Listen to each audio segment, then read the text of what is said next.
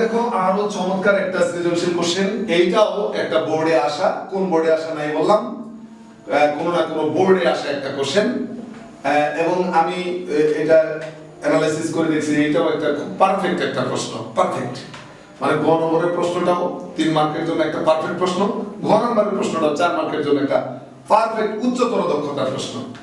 যদিও এর আগে যে আমরা সৃজনশীলটা করলাম সেখানে কিন্তু কম্পাঙ্কের তুলনাই করেছিলাম, দুইটা কম্পাঙ্কের তুলনা কিন্তু করেছিলাম দুইটা মাধ্যমে, একটা রেডিও কম্পাঙ্ক আর একটা পানিতে সৃষ্ট তরঙ্গদৈর্ঘ্যের কম্পাঙ্ক, দুইটা কম্পাঙ্কের তুলনা করেছিলাম।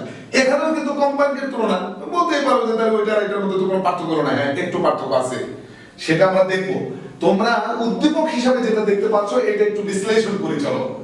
প্রথম যে তরঙ্গটা দেখাইছে এখানে কিন্তু একটা পূর্ণ স্পন্দন আছে, কিন্তু দ্বিতীয় তরঙ্গটার পূর্ণ স্পন্দন কয়টা? এই যে এখান থেকে এইটুকু একটা আর এখান থেকে এইটুকু আরেকটা, এখানে কিন্তু দুটি পূর্ণ স্পন্দন আছে, দুটি কম্পন বা দুটি স্পন্দন, দুটি পূর্ণ স্পন্দন। এটাতে একটা পূর্ণ স্পন্দন, আর স্পন্দন সংখ্যা কিন্তু আমরা এন দিয়ে প্রকাশ করেছি যখন আমরা থিওরি আলোচনা করেছিলাম, তখন কিন্তু স্পন্দন বা কম্পন সংখ্যাকে ক্যাপিটাল লেটারে এন দ্বারা প্রকাশ করেছিলাম, মনে আছে? হ্যাঁ, তাহলে এটা এই তরঙ্গটার কম্পন সংখ্যা n = 1 আর এই তরঙ্গটার কম্পন সংখ্যা n = 2। এখানে তো বলা নাই, চিত্র দেখে এটা বুঝতে হবে, এই যে চিত্রটা দেখে এটা বুঝতে হবে, রাইট? আচ্ছা, এবার দেখো এই যে t এর মান দেওয়া আছে এখানেও এখানেও, এটার একটা ব্যাখ্যা দেই। এটা বাংলায় উল্লেখ করা থাকবে, আমি এখানে সংখ্যা এইভাবে লিখছি, বাংলায় উল্লেখ করা থাকবে যে প্রথম তরঙ্গটি a থেকে b তে যেতে এত সময় নেয়, আর দ্বিতীয় তরঙ্গটি c থেকে d তে যাওয়ার সময় এত। বুঝতে পেরেছো? এটা বাংলায় উল্লেখ থাকবে, আমি এভাবে লিখেছি। আর প্রথম তরঙ্গটার তরঙ্গ বেগ দেওয়া আছে, বাট দ্বিতীয় তরঙ্গের তরঙ্গ বেগ দেওয়া নেই। এই হচ্ছে আমাদের উদ্দীপক। গ নম্বরের প্রশ্ন হচ্ছে প্রথম তরঙ্গটি 10 সেকেন্ডের অতিক্রান্ত দূরত্ব।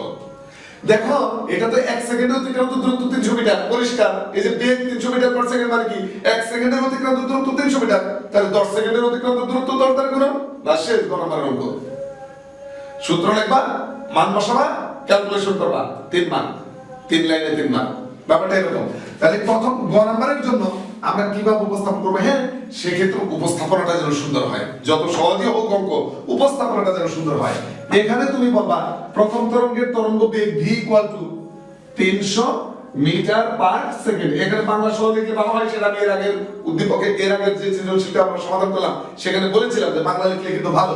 v = এত, আর t এর কথা বলতেছে 10 সেকেন্ড, যে 10 সেকেন্ডে তরঙ্গটা কত দ্রুত অতিক্রম করবে এইটি কিন্তু আমরা ব্যবহার করব না, কারণ আমাদের এখানে বলছে 10 সেকেন্ডে অতিক্রান্ত দূরত্ব নির্ণয় করতে হবে, তার মানে এখানে সময় t কত?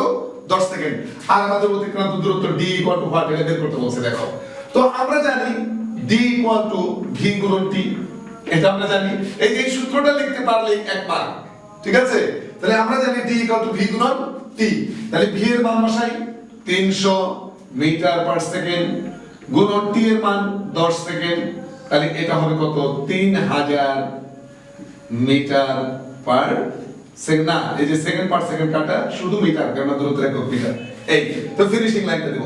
অতএব প্রথম তরঙ্গটি 10 সেকেন্ডে 3000 মিটার, 3000 মিটার না লিখে আমরা লিখতে পারি 3 কিলোমিটার, রাইট? প্রথম তরঙ্গটি 10 সেকেন্ডে 3 কিলোমিটার দূরত্ব অতিক্রম করবে, কারণ 3000 মিটার হইছে, তো হাজারের উপরে গেলে আসলে ওটাকে কিলোতে বানানো উচিত, কারণ কিলো মানে তো হাজার। তা আমরা দেখতে পাচ্ছি এটা হাজারের উপরে গিয়েছে, তাই না? 300 কে 10 দ্বারা গুণ 3000, তো 3000 মিটার মানে 3 কিলোমিটার, কিলোমিটারে রাখাটা ভালো। তাহলে আমরা লিখব অতএব প্রথম তরঙ্গটি 10 সেকেন্ডে 3 কিলোমিটার দূরত্ব অতিক্রম করেছে। গ নম্বরের উত্তর শেষ। এবার আসো ঘ নম্বরের উত্তর করি। ঘ নম্বরের উত্তর করার জন্য তোমাকে কিন্তু এই যে কম্পাঙ্ক সংখ্যাটা, কম্পন সংখ্যা বা স্পন্দন সংখ্যাটা কিন্তু বিবেচনায় নিতে হবে।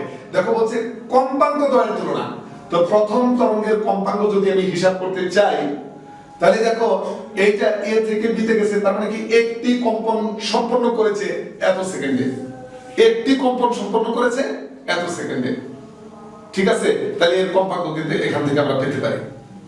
প্রথম তরঙ্গটা, এই যে দেখো আমি যদি নরমালি এভাবে করি যে একটি কম্পন সম্পন্ন করেছে কত সেকেন্ডে?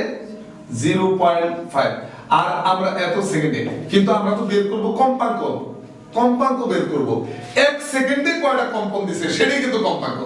তাহলে এটাকে উল্টে লিখবো, এত সেকেন্ডে কম্পন দিছে কয়টা?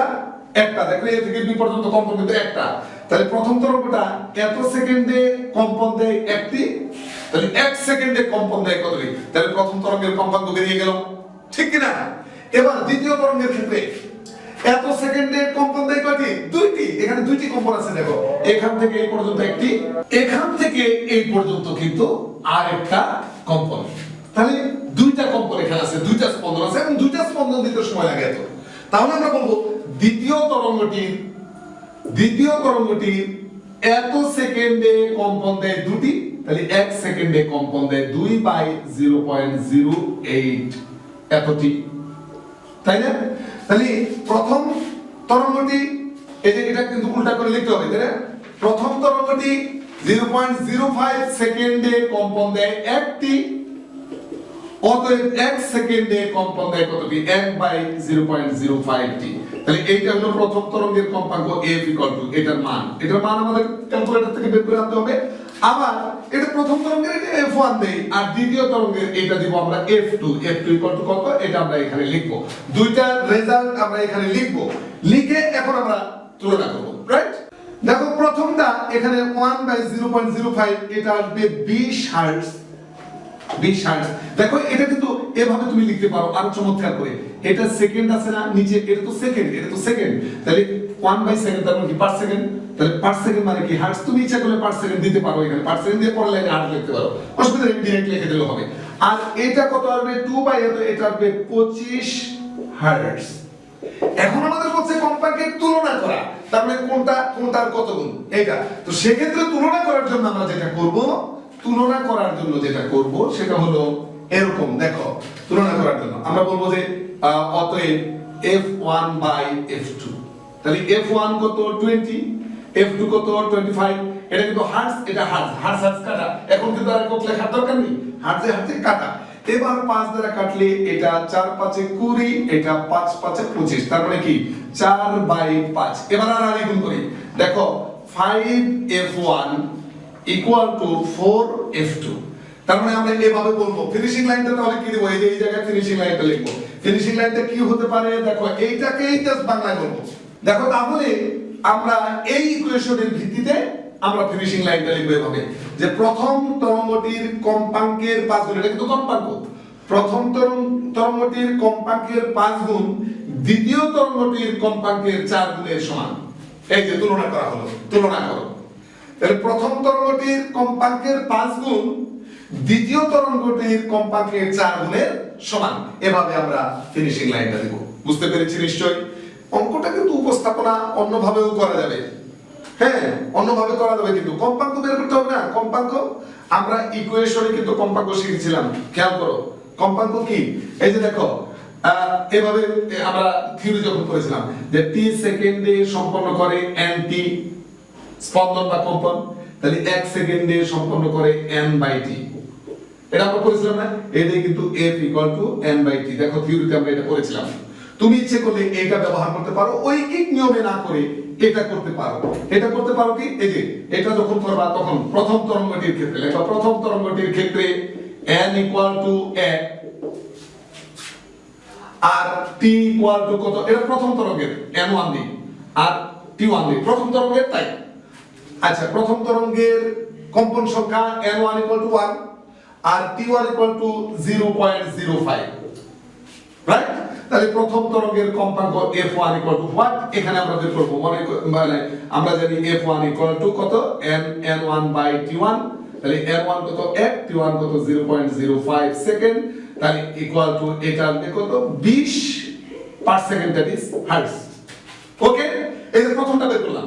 ঠিক একই ভাবে আমরা দ্বিতীয়টা বের করব, তারপরে f1/f2 বের করব। এই সিস্টেমেও কিন্তু করতে পারো, এটা স্মার্ট আগেরটার তুলনায়। আগেরটা কি ঐকিক নিয়মে করেছি, হবে না অঙ্ক তা না, তুমি করতে পারো, ওভাবে হয়ে যাবে, ওকে, কিন্তু এটা স্মার্ট। এভাবে যদি করো তাহলে স্মার্ট, এটা অনেক ভালো। পারবে তো নিশ্চয়ই। দুই পদ্ধতিতেই কিন্তু আমি করে দিলাম, যেভাবে f1 বের করলাম একই ভাবে f2 বের করবে, দেন f1/f2, তার মানে এই অংশটা করবে, তারপরে ফিনিশিং লাইন। পারবে তো নিশ্চয়ই? আশা করি পারবে।